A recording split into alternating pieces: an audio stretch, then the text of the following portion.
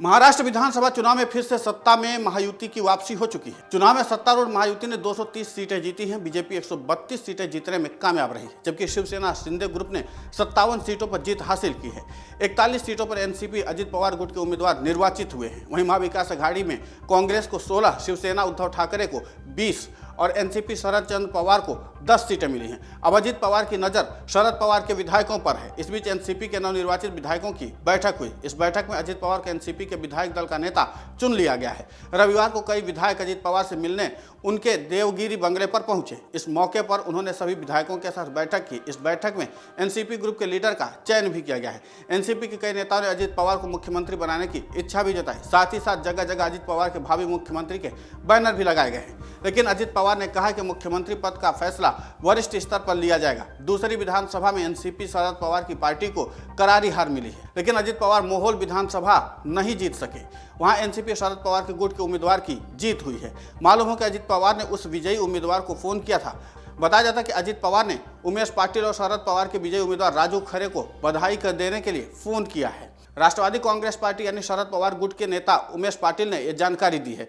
मोहोल विधानसभा में राष्ट्रवादी अजित पवार गुट के विधायक यशवंत मारने हार गए हैं। अजित पवार गुट के वरिष्ठ नेता राजन पाटिल के विरोधी उमेश पाटिल राजू खरे की जीत का सूत्रधार माना जाता है। उन्हें बताया गया कि अजित पवार ने उन्हें फोन किया था। इससे अटकलें शुरू हो गई कि उमेश पाटिल ने कहा कि हमने राजन पाटिल के अत्याचारी, दमनकारी और सत्तावादी रवैये को अपने विरोध के रूप में एक राय में बदल दिया था। राष्ट्रवादी शरद पवार समूह के नेता उमेश पाटिल ने कहा कि अजित पवार ने मुझे फोन किया और मुझे और हमारे उम्मीदवार राजू खरे को बधाई दी है।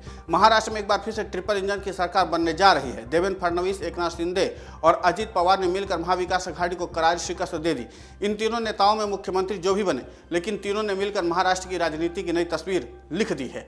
288 सदस्यीय विधानसभा में महायुति को 235 सीटें मिली हैं। भाजपा को सबसे ज्यादा 132 सीटें मिली हैं। भाजपा की सहयोगी पार्टी शिवसेना को 57 सीटें मिली हैं। वहीं अजित पवार के एनसीपी को 41 सीटें मिली हैं। दूसरी ओर महाविकास अघाड़ी 46 सीटों के साथ संतोष करने में मजबूर है। महाराष्ट्र की सियासी समीकरण 5 क्षेत्रों में बटी हुई है।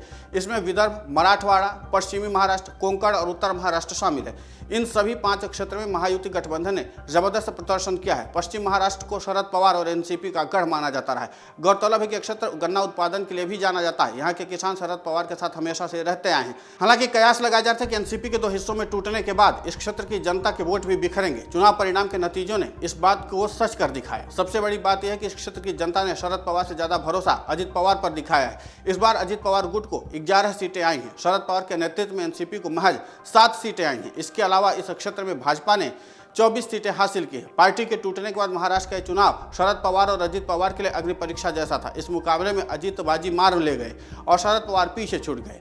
महाराष्ट्र में हालिया चुनाव के आंकड़े बता रहे हैं कि शरद पवार की पार्टी टूटने के बाद अपने राजनीतिक करियर के सबसे बुरे स्तर पर पहुंच गए हैं। साल 2014 के महाराष्ट्र चुनाव में एनसीपी को 41 सीट और 2019 में पार्टी को 54 सीटें मिली थी, लेकिन आंकड़े शरद पवार के सबसे बुरे दौर की तस्वीर को दिखा रहे हैं। शरद पवार को कमजोर करने की शुरुआत 2 जुलाई 2023 को हुई थी, जब अजित पवार ने चाचा शरद पवार से बगावत की। वो एनसीपी के 8 विधायकों के साथ एकनाथ शिंदे की सरकार में शामिल हो गए। उन्हें इसका फायदा मिला और अजित पवार को डिप्टी सीएम भी बनाया गया और 8 विधायकों ने मंत्री पद भी लिया।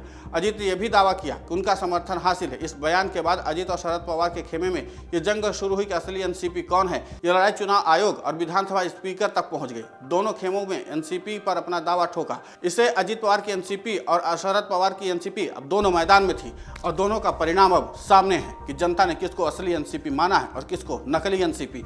और इस बात की चर्चा महाराष्ट्र में जोरों से हो रही, क्योंकि शरद पवार का इतना खराब ट्रैक रिकॉर्ड कभी नहीं रहा है। हर लहर में बाजी शरद पवार मारते रहे, लेकिन इस बार अजित पवार मार ले गए बाजी। अगर आप ये वीडियो YouTube पर देख रहे हैं तो हमारे चैनल को सब्सक्राइब कर बेल आइकन दबाएं और Facebook पर देख रहे हैं तो हमारे पेज को लाइक करें।